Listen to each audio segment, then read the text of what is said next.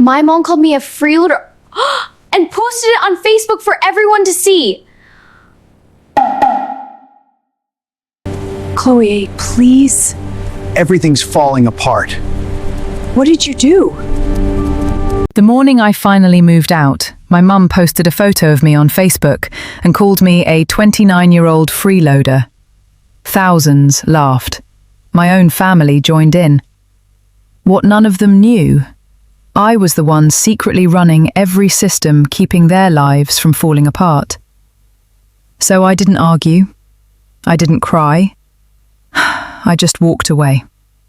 And 10 days later, when their world started collapsing, they all called me at once, asking the same question.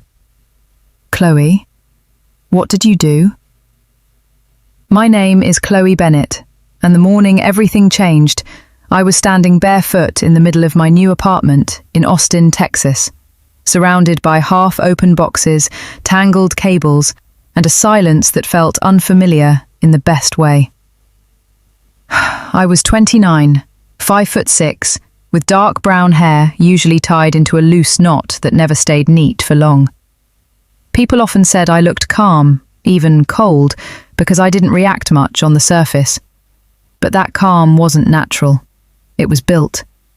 Years of being dismissed, interrupted, or laughed at had trained me to hold everything in, to observe instead of explode. I had learned early that reacting only gave people more to use against me. That morning should have felt like a victory. Instead, my phone buzzed so hard it rattled across the kitchen counter. I wiped my hands on my jeans and picked it up, expecting a delivery update or maybe a client message. But what I saw instead made my stomach drop in a way I can still feel if I think about it too long. It was a Facebook post. My face. A photo from earlier that morning, me smiling, holding a box, sunlight hitting just right like the start of something better. Above it, in bold, was the caption, "Finally got rid of my 29-year-old freeloader. Guess I don't have to cook for her anymore." My mother, Linda Bennett, had posted it. Linda was 54, a woman who always cared deeply about appearances, perfect makeup, carefully styled blonde hair, and a voice that could switch from sweet to cutting in seconds, depending on who was watching. To outsiders, she was charming, generous, the kind of woman who organised church events and remembered birthdays. At home, she was sharp, controlling, and quietly critical. She didn't yell often. She didn't have to. A single comment from her could stay in your head for years. The likes were already climbing. Hundreds, then over 1,000. Comments poured in faster than I could read.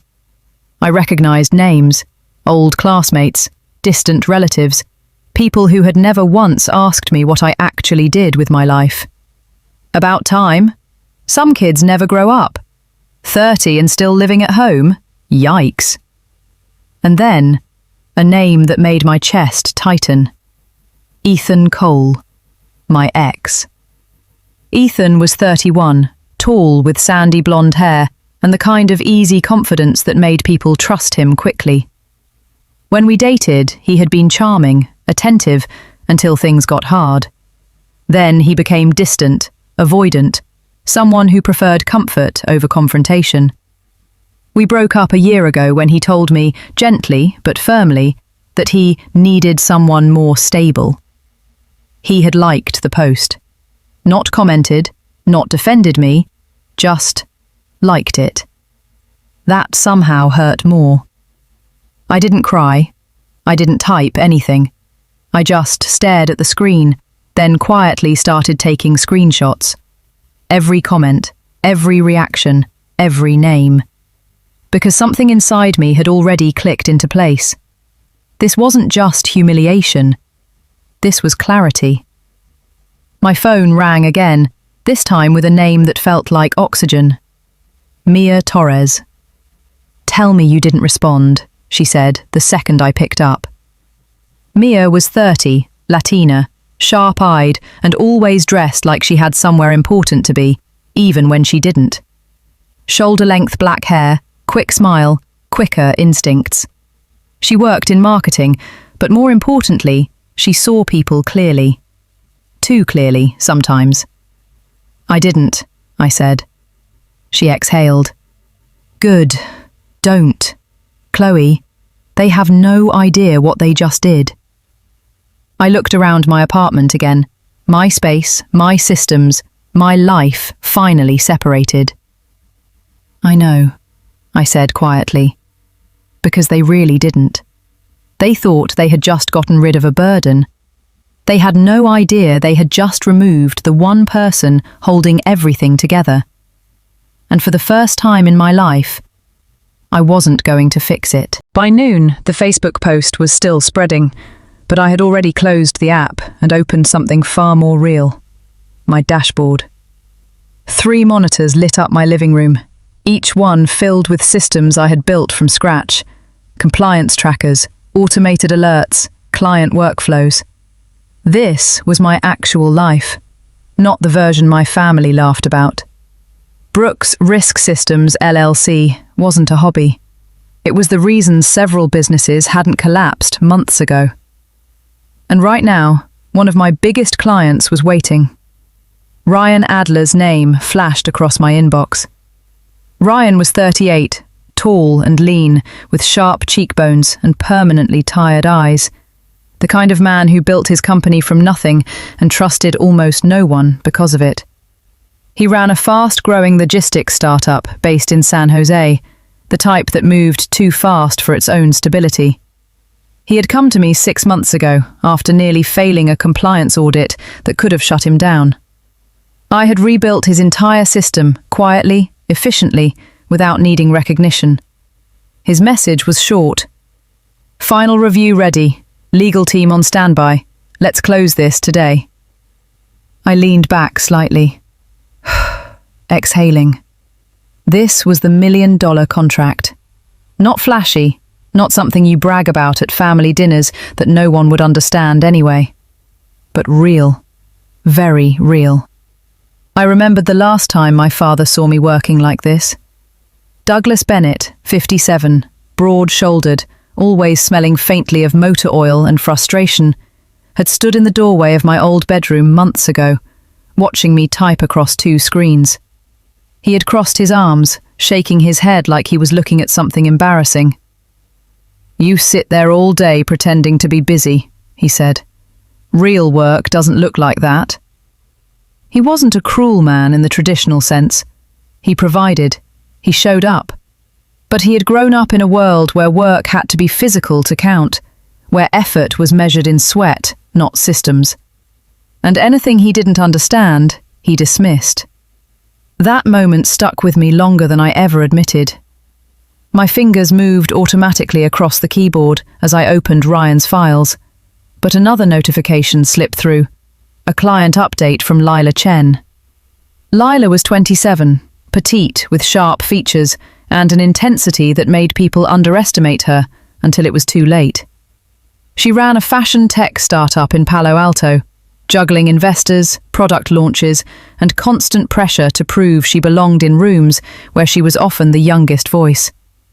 I had stepped in 3 months ago to stabilize her back-end systems after a data mismanagement issue nearly cost her a funding round. Her message read, "We passed preliminary review. Investors impressed. Thank you." I smiled, just slightly. That was the version of me my family never saw.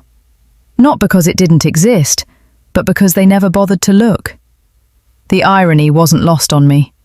While people online were laughing at the idea that I was unemployed, my calendar was booked out weeks in advance.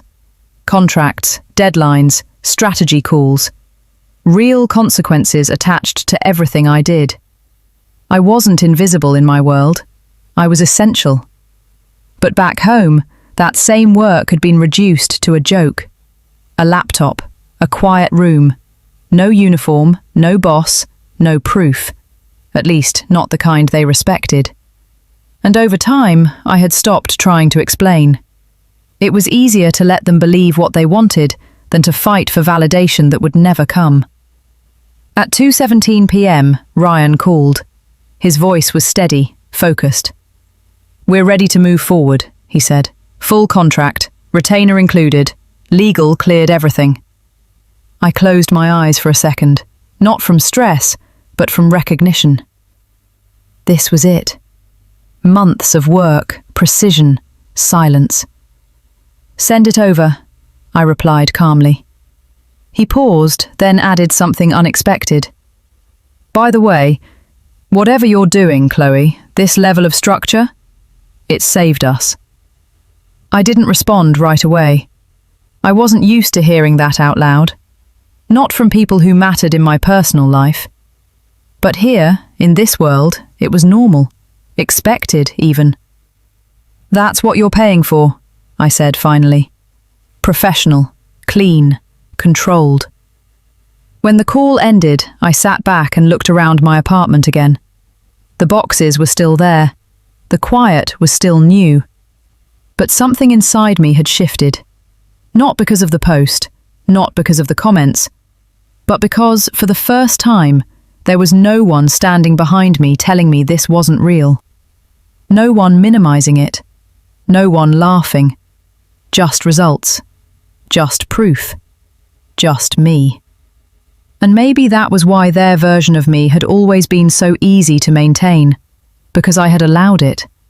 Because I had stayed in a place where my reality could be rewritten by people who needed me to be small.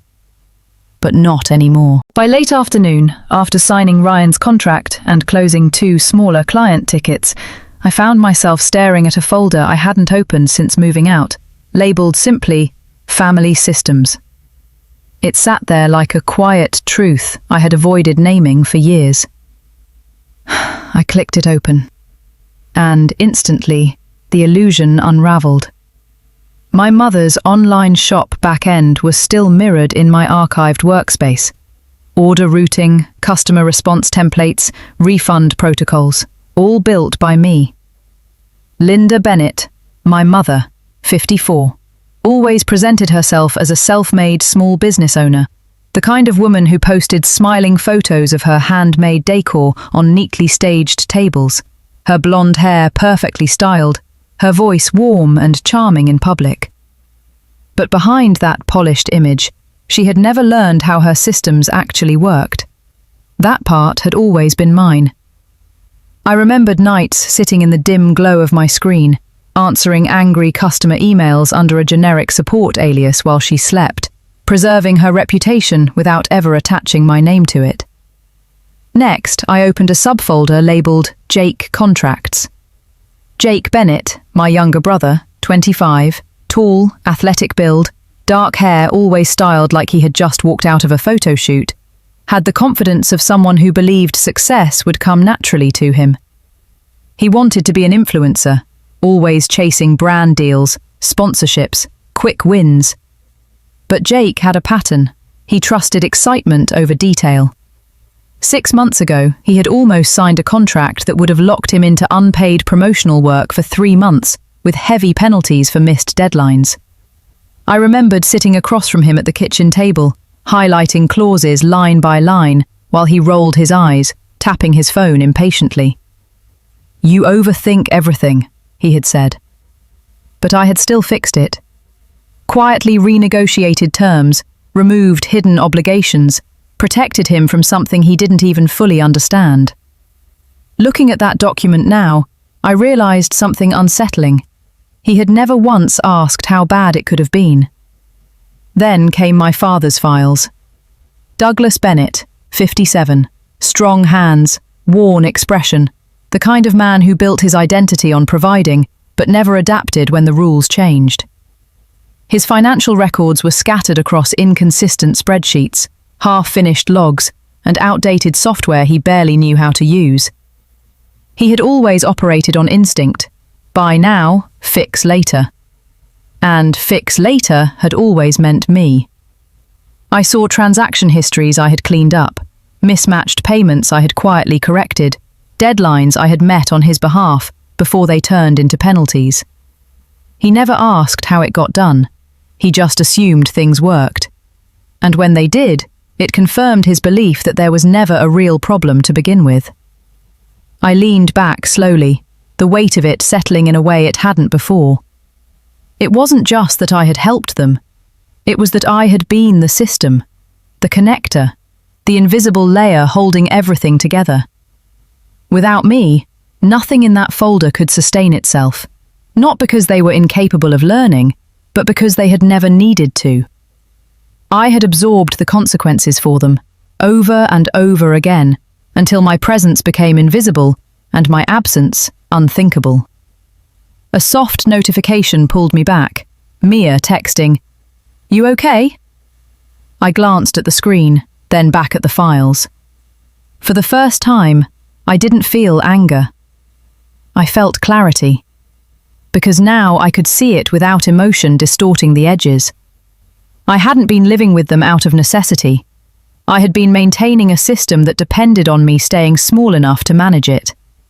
And maybe that was the real reason they never tried to understand what I did, because understanding it would have forced them to face how much they relied on it. I closed the folder without deleting anything. Not yet. Some truths needed to stay visible a little longer. Not for revenge, just for accuracy. That night, after closing the family systems folder, I didn't sit in the feeling. I acted. I opened a new document and titled it Transition. Not emotional, not dramatic, just accurate. It was a structured list of every access point, every credential, every hidden layer where my presence had been quietly holding things together for years. My fingers moved steadily as I mapped it out. Admin permissions, backup verifications, vendor reminders, automation triggers, emergency overrides. I wasn't tearing anything down. I was stepping out of it, cleanly. The difference mattered, because chaos wasn't my goal. Clarity was. I started with my mother's storefront. I removed my administrator credentials from her back-end system, disconnected my email from customer service routing, and archived every response template I had written over the years. The system didn't break, it simply no longer had me inside it. If something went wrong, it would stay wrong. For the first time, the outcome would match the actual input. No invisible correction layer, no silent fixes, just reality. I paused for a second, not because I felt guilty, but because I realized how automatic this work had once been for me. Fixing things before anyone noticed, preventing problems before they had a chance to exist. It had never felt like effort until I stopped doing it. Next came my father's access points. I logged into the accounting software I had maintained for him and removed my emergency authorization role. No more late-night reconciliations. No more quiet adjustments to keep numbers aligned. Douglas would now see exactly what he had been avoiding. Missed entries, mismatched transactions, gaps he never learned to track. I didn't delete anything. I didn't sabotage anything. I simply stopped protecting the illusion that everything was under control. Jake's systems were simpler. I revoked shared document access, removed my review permissions from his contract folders, and disconnected alerts that once forwarded legal notices to my inbox. If a deadline passed, it would pass. If a clause triggered, it would trigger. For the first time, the consequences would reach him directly, not filtered, not softened, not redirected through me. I leaned back slightly, staring at the final checklist. There was no anger in it, just completion. A notification popped up on my laptop, unexpected. Daniel Hayes.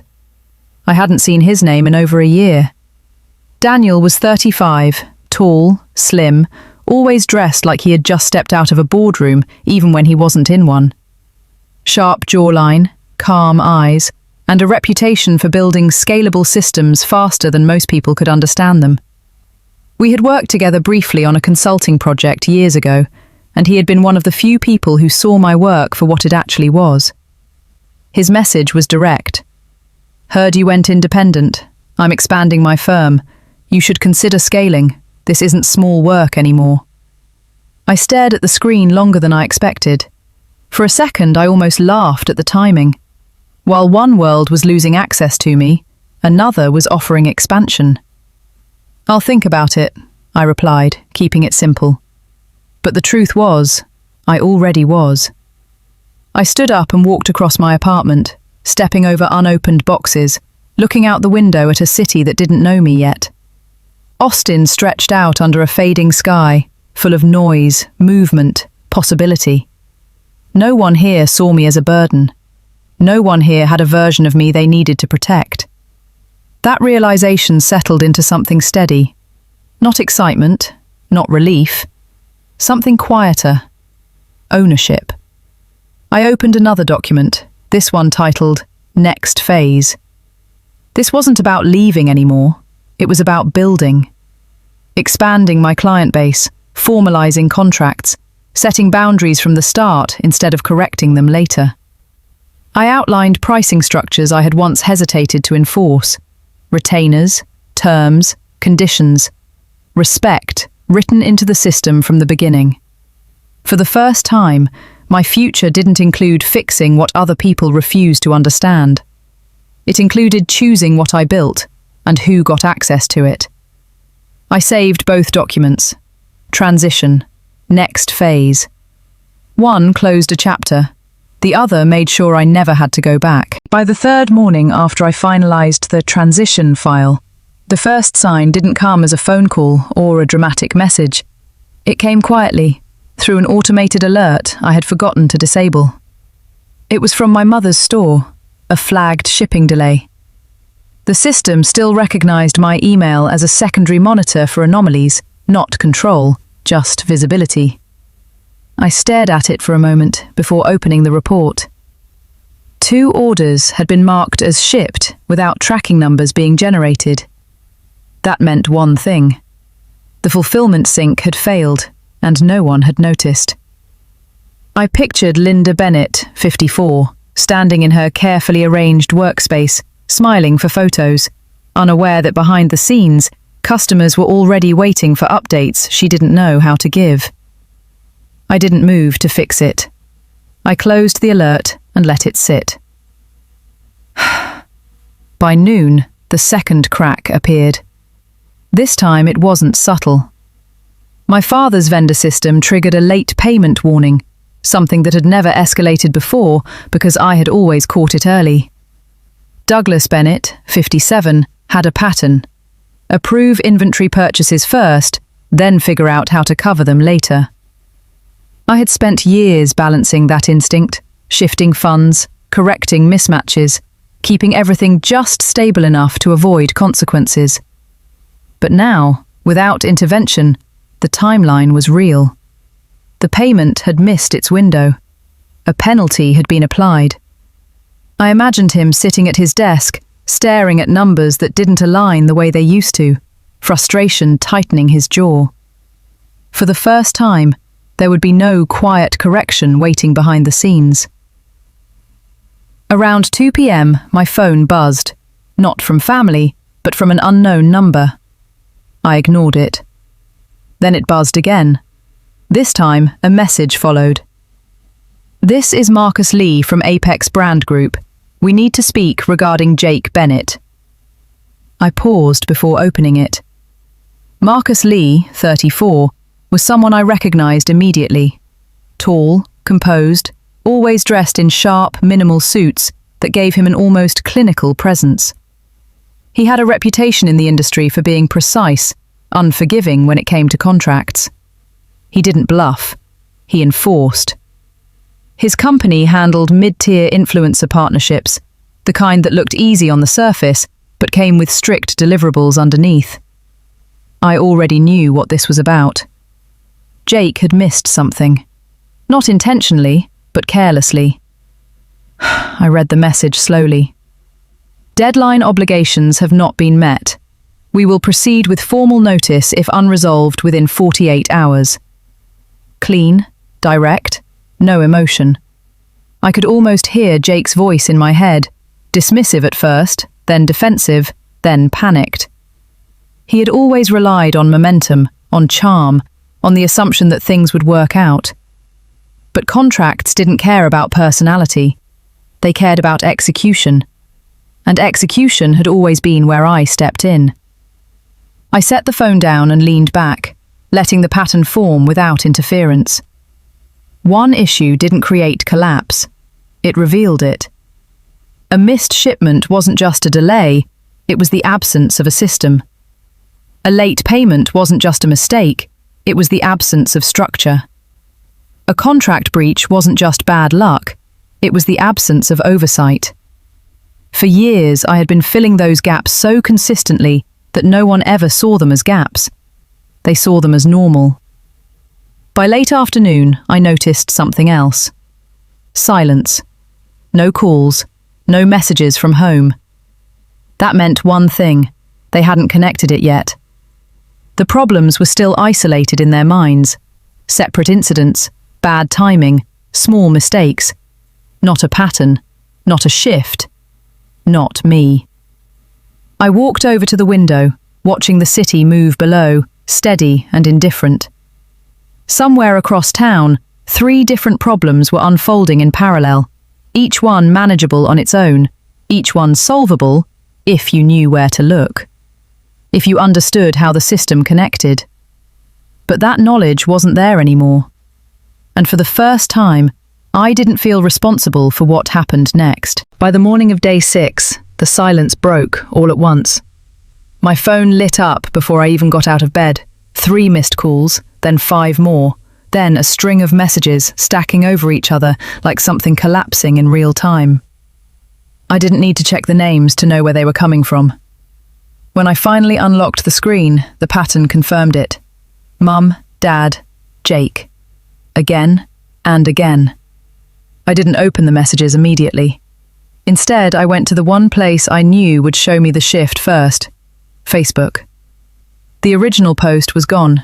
Linda had deleted it. But deletion didn't erase memory. Screenshots had already circulated, comments preserved, reactions archived in places she couldn't reach. What replaced it wasn't silence, it was confusion. People were asking questions now. Some quietly removed their comments, others pretended nothing had happened, but a few had started noticing the cracks. Around 10 a.m, my phone buzzed again, this time with a different name. Heather Collins. She was 42, lived 2 houses down from my parents, the kind of woman who always seemed to know everything without ever appearing intrusive. Medium height, soft features, usually dressed in casual pastel sweaters, she carried herself with a calm curiosity that made people trust her too easily. Her message was simple. Your mum's been having a rough morning. Customers showed up asking about orders. She didn't know what to tell them. I read it once, then set the phone down. Not because I didn't care, but because caring had always been the doorway back into fixing things. And I had already closed that door. By noon, the tone of the messages shifted. The first ones had been neutral. Call me. We need to talk. No context, no accountability. Now they carried something else. Urgency. My father's texts came in short bursts, each one more direct than the last. Vendor payment failed. Need access. This is serious. Douglas didn't panic loudly. He compressed it, turned it into commands, into expectations. But beneath the words, I could see it, the moment where control started slipping. Jake's messages were different. They came faster, less structured. Did you see this? They're threatening legal. Why didn't you tell me it was this bad? That last one almost made me laugh, not out of humour, but disbelief. I had told him, repeatedly, clearly. But warnings only mattered when consequences arrived. And now, they had. At 2:30 p.m, the doorbell rang. I wasn't expecting anyone, but when I opened it, Mia stood there holding 2 iced coffees, like she had already decided I needed them. She stepped inside without asking, her eyes scanning the room quickly, assessing, the way she always did. Okay, she said, setting the drinks down. How bad is it? Mia didn't look worried, she looked focused. That was her strength.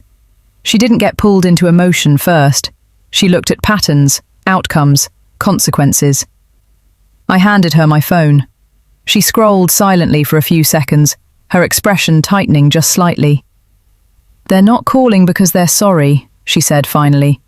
"They're calling because something broke." I leaned against the counter, arms crossed, letting that settle. Because she was right. The timing wasn't random. The urgency wasn't about me. It was about the system failing without me inside it. Outside, the city moved like nothing had changed. Inside, my phone kept lighting up. Calls, messages, missed attempts to regain access, not just to accounts, but to me. I could feel the pressure building, not as noise, but as expectation. The old version of me would have already stepped in, already started fixing, already absorbed the chaos before it spread. But this time, I didn't move. Not because I couldn't, because I chose not to. And that choice, that stillness, was louder than anything I could have said. I agreed to meet them the next afternoon at a neutral place, a downtown cafe with glass walls and too much natural light, the kind of place my mother used to love posting about. When I walked in, they were already seated. For the first time, no one looked composed. My father, Douglas Bennett, 57, sat stiffly with his hands clasped together, shoulders heavier than I remembered, his usual quiet authority replaced by something closer to strain. My mother, Linda Bennett, 54, still had her makeup on, but uneven this time, foundation slightly off, mascara smudged as if she had tried to fix it more than once. Jake sat beside her, 25, usually confident and sharp, now hunched slightly forward, eyes tired, phone untouched on the table in front of him. No one smiled when I approached. No one pretended this was normal. I sat down across from them, placing my phone face down on the table, not as a shield, but as a reminder to myself. They didn't speak immediately. That silence stretched longer than I expected, until my father finally broke it. "We didn't handle things right," he said, his voice lower than usual. It wasn't an apology, not fully, but it was closer than anything I had heard from him before. I nodded once, letting him continue. "We've been having issues," he added, choosing the words carefully, like he was still trying to minimize something that had already grown too large to hide. "What kind of issues?" I asked, calm, steady. He hesitated. Then, for the first time, he said it plainly. "We might lose the house." The words landed heavier than anything else he could have said. Not dramatic, not emotional, just real. I held his gaze, not reacting immediately, because I already knew pieces of that truth. I had seen the numbers months ago, the over-ordering, the delayed payments, the gaps he never wanted to acknowledge. But hearing him say it out loud, it changed something. Not the facts, the ownership of them. Jake spoke next. His voice was quieter than I had ever heard it. "I messed up," he said, looking down at his hands instead of at me. "The contract. I didn't read it properly. I thought it would be fine." He swallowed, then added, "You told me. I just didn't listen." That was new. No defensiveness, no excuses, just acknowledgement. It didn't erase what had happened, but it shifted the room. My mother didn't speak right away. Instead, she reached for her phone, unlocked it, and turned the screen toward me. It was a drafted Facebook post, an apology. Not vague, not softened, direct. She had named the original post, admitted it was wrong, admitted that she had humiliated her own daughter publicly. There were no justifications in it. No, it was a joke. No shifting blame. Just responsibility, written out where everyone could see it. "I haven't posted it yet," she said quietly. "I wanted you to see it first." I read it slowly, every word. Then I placed the phone back on the table. "That's a start," I said. And then, for the first time since everything began, I spoke fully. Not emotionally, not defensively, just clearly. I told them what I had been doing all these years, the systems, the contracts, the corrections, the things they never saw because I made sure they didn't have to. I explained how my mother's store functioned, how Jake's contracts had been protected, how my father's finances had stayed stable. Not to prove anything, just to remove the illusion. You didn't lose control because I left, I said. You lost control because you never had it. No one interrupted. No one argued. Because for once, there was nothing left to deny. I didn't answer right away after laying everything out. The truth had already shifted the room. What came next had to be deliberate. I reached into my bag, pulled out a slim folder, and set it on the table between us. If we move forward, I said, it won't look like before. My father straightened slightly, wary but listening. My mother's eyes stayed on the folder like it might rewrite the last week. Jake leaned in, quieter than I'd ever seen him. I opened the folder to the first page, clean, structured, impersonal in the best way. Service agreements, I continued. Scope, timelines, boundaries, payment terms. You don't get access to me. You get access to a contract. There was no edge in my voice, just clarity. Douglas was the first to nod. Not agreement, not relief. Recognition. What's the number? He asked, and the question alone told me something had changed. I gave him a retainer that would have sounded impossible a month ago. He didn't argue. He looked down, calculated quickly in his head, then said, "We'll make it work." My mother hesitated, then spoke carefully. "I'll post the apology," she said, almost like she was asking for permission. "Not for me," I replied. "For the truth." She nodded once and, with a small breath, hit post. There was no ceremony to it, no attempt to soften it in front of me. Just a quiet action that carried more weight than anything she'd said so far. Jake watched the screen for a second, then looked up at me. "I don't want you fixing my stuff anymore," he said, surprising both of us. "I mean, I want help, but I want to understand it this time." He rubbed the back of his neck, awkward, honest. "I don't want to end up here again." That was the first real shift. Not apology, not panic. Ownership. "Then you'll do the work," I said. "I'll guide. I won't carry." He nodded, slower this time, like he was committing to something he couldn't outsource.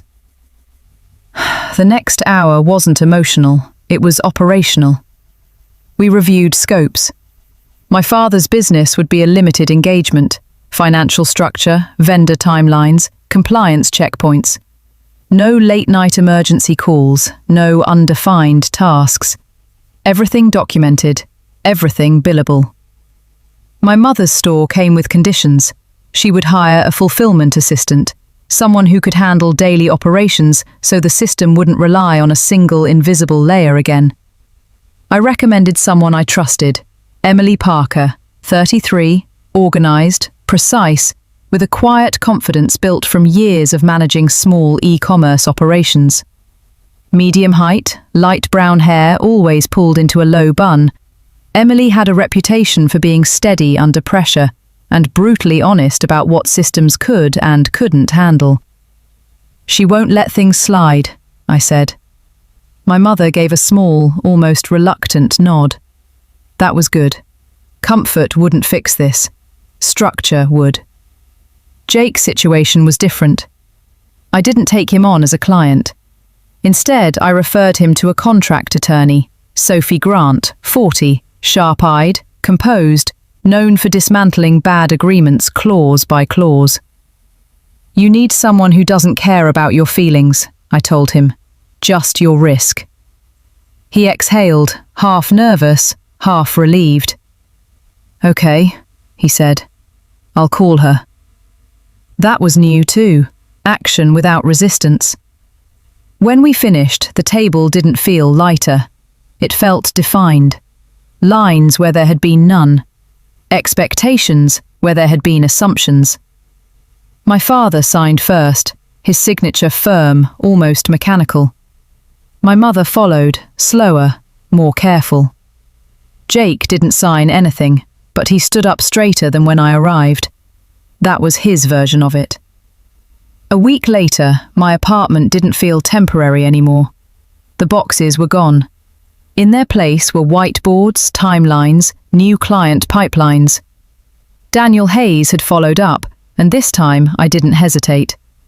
We structured a partnership, scaling my firm, bringing on 2 junior analysts. The first hire was Marcus Reed, 28, analytical, reserved, the kind of person who spoke less but saw more, with a background in audit systems that made him precise to a fault. The second was Nina Alvarez, 31, quick-thinking, adaptable, her strength in translating complex systems into something teams could actually use. Together, they weren't just support, they were infrastructure. For the first time, what I built didn't depend on me being invisible. It depended on me being clear. And that made all the difference. So, if you were in my place, what would you choose? Would you forgive a family that humiliated you in public? Or walk away to protect your self-respect? Help them rebuild when they're falling apart? Or let them face the consequences they created? Is loyalty more important than boundaries? Or is self-worth something you should never negotiate? And when they finally realize your value, do you go back? Or move forward without them? Tell me honestly, what would you do? I read every comment, and I really want to know where you stand. And don't forget to like and subscribe for more powerful, emotional stories like this. Because some stories don't just entertain, they change the way you see everything.